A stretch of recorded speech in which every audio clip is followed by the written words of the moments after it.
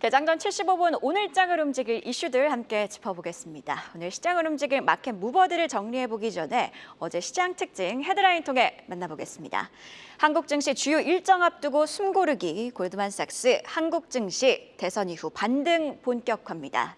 미국 증시 휴장 속에 증시를 움직일 굵직한 재료는 없고 이번 주에 여러 빅 이벤트가 예정되어 있다 보니 어제는 관망 기조도 일부 느껴졌죠. 빅데이는 바로 내일입니다. 내일 새벽 6시에는 엔비디아 실적이 공개되는데 중국 수출 금지와 관련된 내용 그리고 수익성과 관련된 내용이 반도체주 향방에 있어 중요하고요. 그리고 이날 한국은행은 기준금리를 결정합니다. 시장에서는요, 금리 인하를 유력하게 보고 있고요. 성장률 전망을 0%대로 낮출지 역시 주요 관전 포인트입니다. 마지막으로 대선 이후의 경제 및 정책을 주시하면서 시장은 관망 기조도 느껴지고 있는데요. 자, 어제 시장 그제 강한 상승세에도 불구하고 잘 버텼습니다. 차익 실현 매물이 바로 나온 것이 아니라 관망 기조에 그쳤는데요. 자, 시장이 잘 버티고 있는 이유, 달라진 한국 증시를 향한 시선에서 찾을 수 있겠습니다. 외국계 IB인 골드만삭스는 어제 리포트를 통해 국내 증시 매수를 권고했습니다. 리포트 제목은요, Korea, time for upside is now. 지금이 바로 상승의 시간이라고 했습니다. 대선 이후 정치적 불확실성 제거, 기업 지배구조 개혁, 그리고 초점이 다시 밸류업 프로그램으로 향할 가능성을 기대하고 있다고 했고요. 다른 신흥국과 비교했을 때 저평가 상태에 있고 외국인 지분율도 낮다고 했습니다. 이에 하방은 제한적이라고도 강조를 했는데요. 국내 증권가 전망도 비교적 긍정적입니다.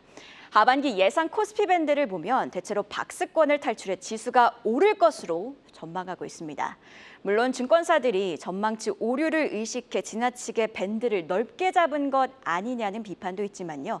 원달러 환율 하락, 외국인 매수 전환 등에 힘입어서 NH투자증권과 하나투자증권은요. 하반기 코스피 상단을 3,000선으로 보기도 했습니다. 수출 둔화라는 변수는 경계해야겠으나 대선 이후 증시를 둘러싼 분위기는 일단 전반적으로 긍정적이죠. 긍정적인 하반기 전망 속 선전하고 있는 우리 증시, 오늘장을 움직일 마켓 무버도 함께 체크해보면요. 섹터를 움직일 2차 전지, 화장품 그리고 원전 뉴스가 눈에 띕니다. 자, 원전과 관련해서는요. 체코 정부가 법정 다툼 중인 한수원과의 신규 원자력 발전소 건설 사업 최종 계약과 관련해 오는 10월 체코 총선 이후로 계약이 미뤄질 수도 있다는 발언을 내놨습니다. 해당 헤드라인이 고공행진하고 있는 원전주의 쉬어가기 빌미로 작용하지는 않을지 체크해 봐야겠고요. 이어서 2차 전지주 이야기 한 발 더 들어가 보겠습니다. 한국경제신문의 보도에 따르면요, LG 에너지솔루션과 삼성 SDI가 미국 공장에 LFP 배터리 생산 라인을 설치 중입니다. 미국 제너럴모터스가 전기차 가격을 내리기 위해 당초 3원 개 배터리에서 교체를 요구한 것으로 전해졌습니다. GM의 쉐보레 볼트 등 중저가 모델의 LFP를 도입하면 차 가격을 최대 $10,000까지 낮출 수 있을 것으로 예상이 되고 있고요. 중국 업체들이 LFP 시장을 선점했지만 탈중국 기조 속에서 한국 배터리가 주요 대안으로 떠오르고 있는 상황과도 이런 움직임에 맞물려 있습니다. GM뿐만 아니라 포드와 스텔란티스도 LFP 적용 차량을 준비하고 있다고 하죠. 해당 소식이 알려지고요. 시간의 거래에서 MOT는 상한가를 기록하는 등 관련주들은 전반적으로 강했습니다. 어제 쉬어간 2차 전지주, 간밤 테슬라의 6% 상승도 더해져 오늘 반등할 수 있을지, 그리고 중국 배제와 LFP 움직임이 캐즘 돌파구가 되어줄 수 있을지는 이어지는 오늘장 전략을 통해 더 자세히 확인해 보시죠. 자, 그리고 눈에 띄었던 공시 한 가지가 있는데요. 모간스탠리의 K뷰티주 APR 지분 투자입니다. 공시를 통해 지분 5.76%, 약 216만 3천 주를 취득했다고 밝혔는데요. 단순 투자입니다만 의미가 있습니다. 글로벌 큰손의 자금 유입, 즉 APR의 성장세는 견고하다는 걸 보여주는 신호죠. K화장품의 성장세는 수치로도 증명이 되고 있습니다. 어제 관련주를 움직인 뉴스이기도 합니다만 식약처에 따르면 작년 한국의 화장품 수출액은 사상 최대 실적을 경신 독일을 제치고 세계 3위로 올라왔습니다.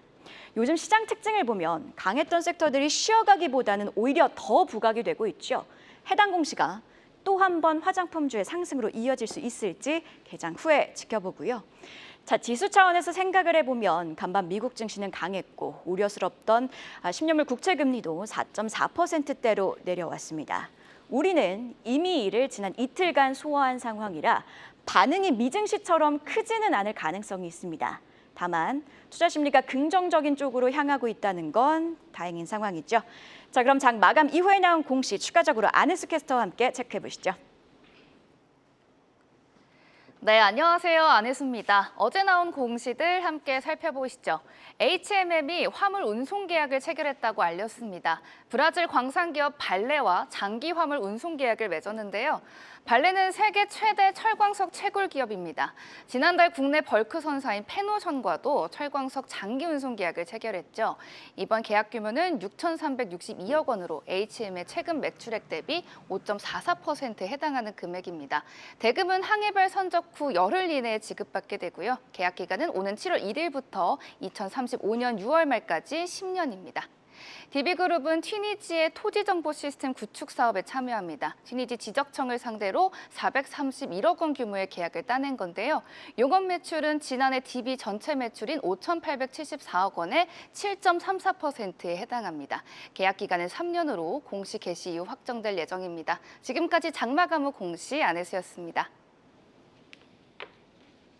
네, 이렇게 어제 장 마감 이후에 나온 공시 두 가지 안혜수 캐스터와 함께 체크해봤는데요. 계속해서 증시 모닝 브리핑, 오늘은 유한타증권 장시영 차장과 이야기 이어가도록 하겠습니다. 자, 차장님 앞서 살펴본 공시 중에 먼저 HMM 공시부터 자세히 짚어보도록 할 텐데요.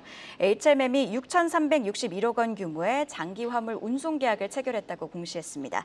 해당 공시가 주가에 미칠 영향과 함께 HMM 주가 전망 짚어주시죠.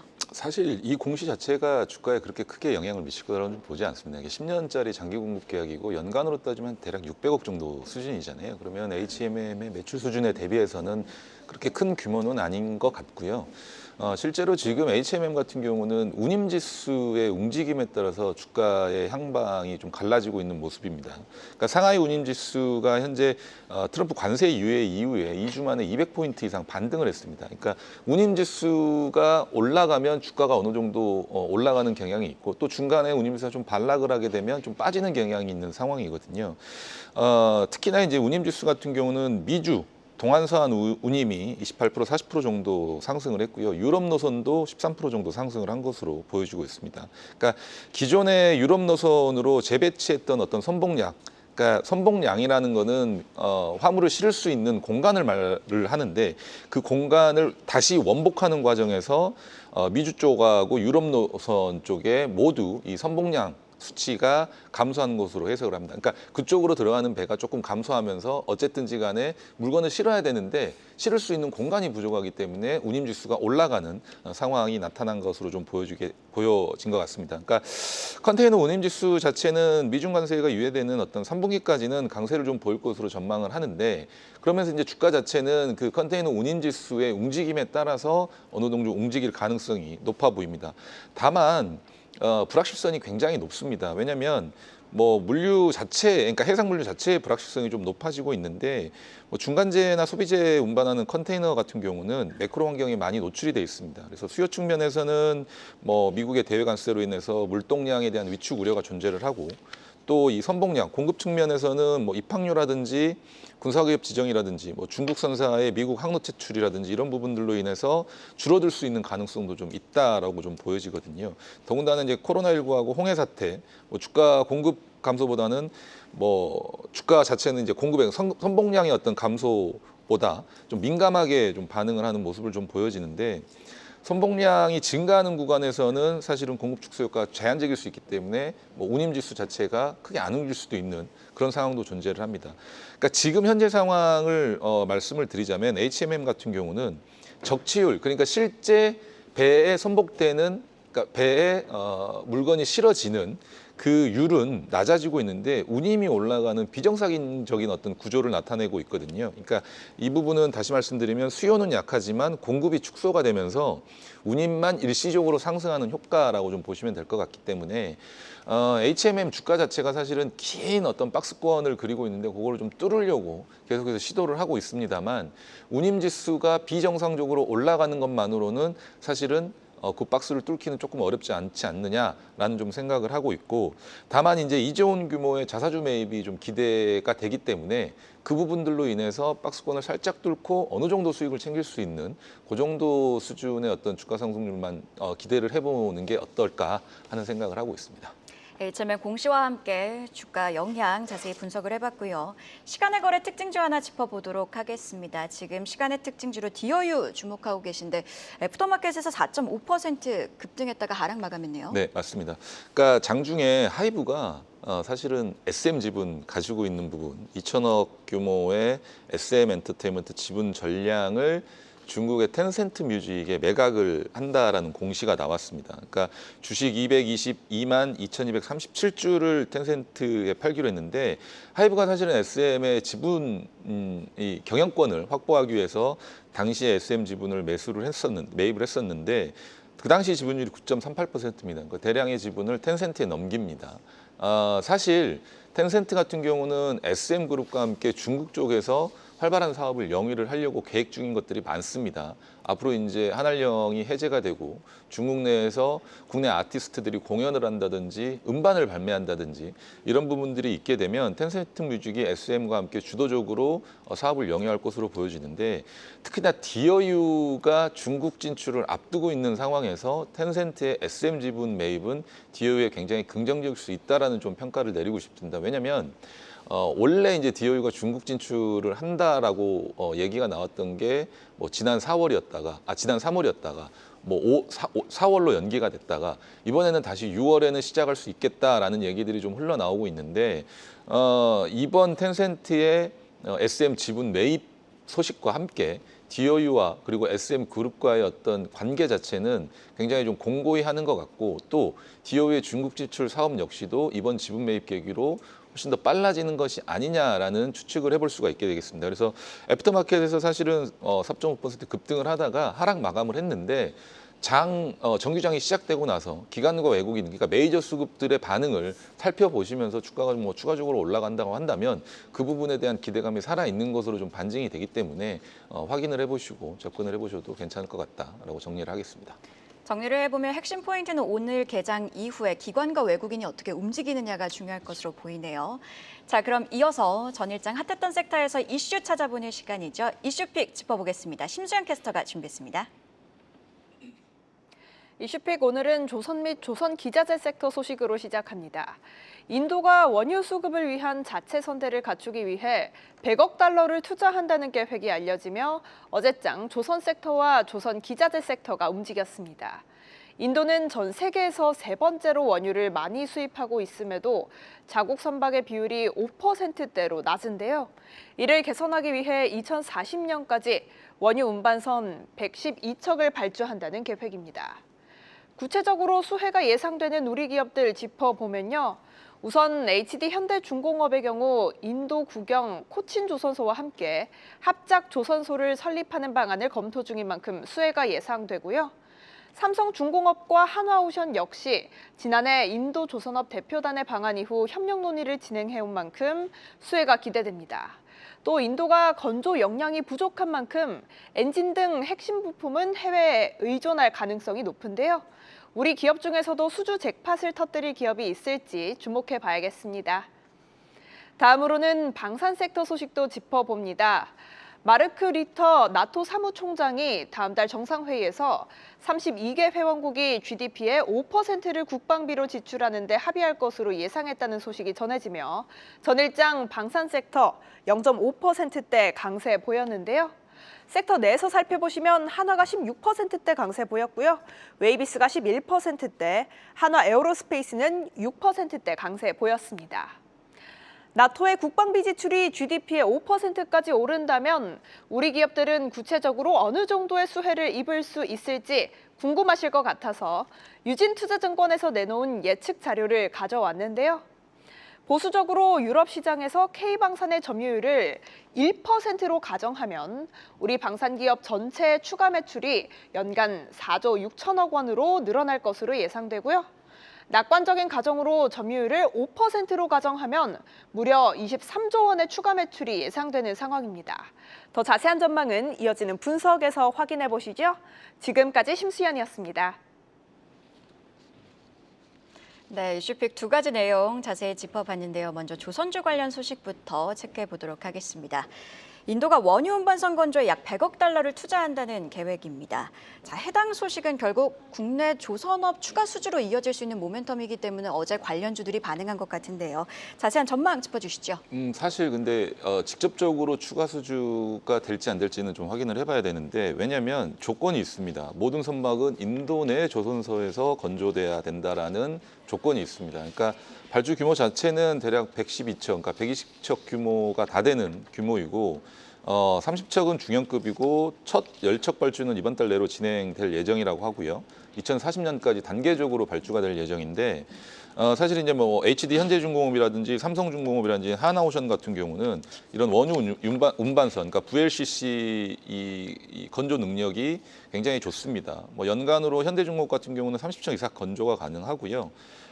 삼성중공업도 10척에서 15척, 그다음에 하나오션도 10척 이상 가능하고, 그다음에 건조 경험 역시도 대략 200척에서 100척 이상의 어떤 건조 경험을 가지고 있지만 국내에서 건조가 돼서 배가 출하가 되는 부분들이 아니고 인도의 조선소를 새로 건립을 하고, 그러니까 현지 투자를 한 다음에 그 안에서 건조가 돼서 출하가 되는 어떤 방식을 선호를 하고 있습니다. 그래서 지금 HD 현대중공업이나 삼성중공업 같은 경우는 이 기술 이전이라든지 어떤 식으로 진행을 할지 협력을 진행 중에 있고, 특히나 이제 코친조선소하고 그러니까 인도 내 코친조선소와 협력을 통해서 신규 조선소를 건설할 계획이기 때문에 그런 쪽으로 좀 진행이 되다 보면 장기적인 어떤 프로젝트로 길게 가져갈 수 있는 모멘텀이 될 가능성이 높습니다. 다만 이제 어제 사실 이제 삼성중공업이 많이 올랐던 이유, 그리고 조선주들이 다시 한번 들썩였던 이유는 인도 정부의 어떤 100억 달러 규모의 원유 운반선 발주 계획도 있었겠지만 미국의 어떤 LNG 터미널 관련된 이슈도 있었습니다. 그러니까 미국의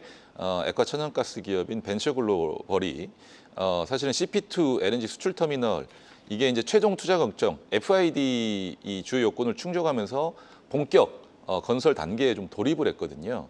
그러면서 이게 사실은 올해 3월에 미국 에너지부가 비자유무역 협정 국가로의 LNG 수출을 허가를 하면서 이 CP2가 중국이라든지 인도 수요국의 LNG를 공급할 수 있는 기반을 마련이 됐는데 어쨌든 터미널을 만들게 되면 운반선을 만들어서 이제 수출을 해야 되잖아요. 그래서 LNG 운반선을 12척 발주할 예정으로 있습니다. 근데 현대중공업이라든지 삼성중공업, 그다음에 하나오션과 협의 중인데 6월 말 안에 결과가 나올 것으로 보이는데 지금 시장에서는 생각이 삼성중공업으로 좀 답을 내리고 있는 모습이니까 그런 부분들도 좀 감안하시면서 매매 참고를 하셨으면 좋겠습니다. 자, 바로 이어서 방산 관련주, 또 다른 주도주의 한 축이죠. 방산주 뉴스도 짚어보도록 할 텐데요. 나토 사무총장이 어제 이런 발언을 내놨습니다. 다음 달 정상회의에서 나토 회원국들 사이에서 방위비를 GDP 대비 5%로 올리는 안에 합의가 있을 것이다. 이런 발언이 나왔습니다.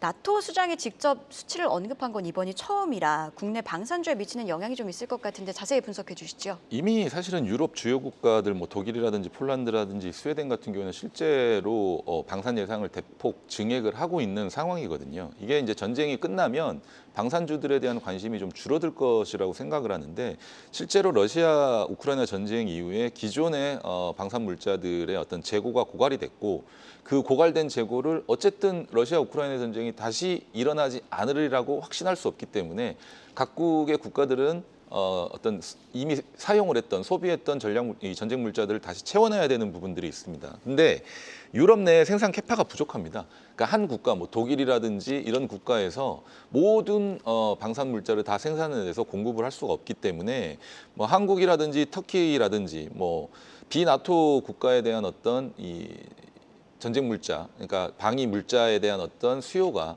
급증을 하고 있는 상황이고, 물론 유럽도 자국 우선주의를 좀 선택을 하는 경향이 좀 짙기 때문에 순차적으로 먼저 생산할 수 있는 EU 연합 내 국가들을 수주라든지 발주를 먼저 선정을 하겠지만 이후에 부족한 캐파 같은 경우는 국내 방산업체로 들어올 가능성이 높습니다. 왜냐하면 이미 레퍼런스가 많이 있기 때문에 그런 식으로 좀 생각을 하시면 될 것 같고요. 그래서 뭐 현대 로템이라든지 하나 에어로스페이스라든지 기존에 우리가 LIG 넥스원이라든지 기존에 우리가 계속해서 주도주로 봐왔던 방산주들에 대한 하반기까지의 꾸준한 관심은 지속적으로 이어질 것이다라고 좀 짧게 정리를 하겠습니다.